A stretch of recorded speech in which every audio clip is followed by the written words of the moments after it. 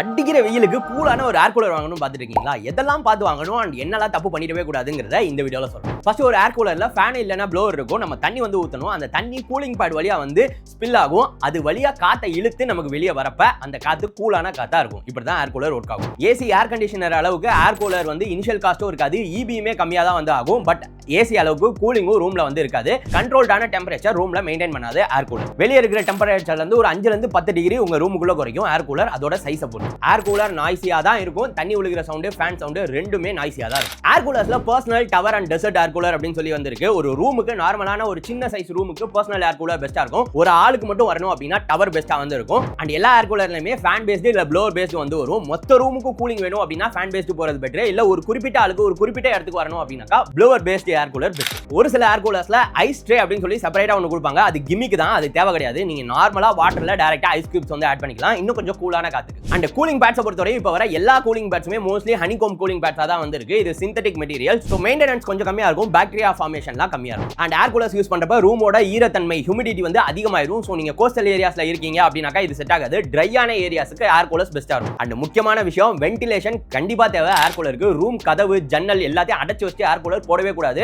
ஏசிக்கு என்ன பண்றீங்களோ அப்படியே ஆப்போசிட்டா பண்ணணும். வெளிக்காத்து உள்ள வந்துட்டே இருக்கணும், அதுதான் கரெக்ட். அதே மாதிரி சுவாச பிரச்சனைகள் இருக்கிறவங்க எல்லாம் உங்க வீட்ல இருந்தாங்கன்னா ஏர் கூலர் தயவு செஞ்சு வாங்காதீங்க. அடுத்தது ஏர் கூலருக்கான இன்லெட் வால்வு பார்த்தோம் அப்படின்னா கொஞ்சம் பெருசா இருக்கிற மாதிரி பார்த்து வாங்கிக்கோங்க. டைரக்டா உங்க வந்து பைப்பை வந்து இன்லெட் பண்ணி வாட்டரை வந்து உள்ள ஃபில் பண்றதுக்கோ இல்ல அப்படின்னா அட்லீஸ்ட் கொஞ்சம் மக்ல வந்து ஊத்துற மாதிரி, கப்பல ஊத்துற மாதிரி இல்லாம கொஞ்சம் பெருசா இன்லெட் வால்வு இருந்தா நல்லா இருக்கும். அண்ட் முக்கியமான விஷயம், ஏர் கூலர் வாங்கிட்டீங்கன்னா கண்டிப்பா நீங்க வந்து அப்பப்போ வாட்டர் வந்து சேஞ்ச் பண்ணணும். இல்ல அப்படின்னாக்கா சேம் வாட்டரே யூஸ் ஆகி பாக்டீரியா ஃபார்மேஷன்ல ஒரு பேட் ஸ்மெல் வந்து வரும். மோஸ்ட் ஆஃப் த ஏர் கூலர்ஸ்ல வாரண்டி 1 வருஷத்துக்கு வந்து கொடுக்குறாங்க. நான் பார்த்த வரைக்கும் Havells, Bajaj and Symphony air coolers நல்லா வந்திருக்கு கஸ்டமர் சர்வீஸை பொறுத்தவரைக்கும். அண்ட் நான் பார்த்து சூஸ் பண்ணதுல பெஸ்டான ஏர் கூலர்ஸோட லிங்க்ஸ் எல்லாத்தையும் இங்க கொடுத்து வச்சிருக்கேன். கிளிக் பண்ணி செக் பண்ணி பாருங்க.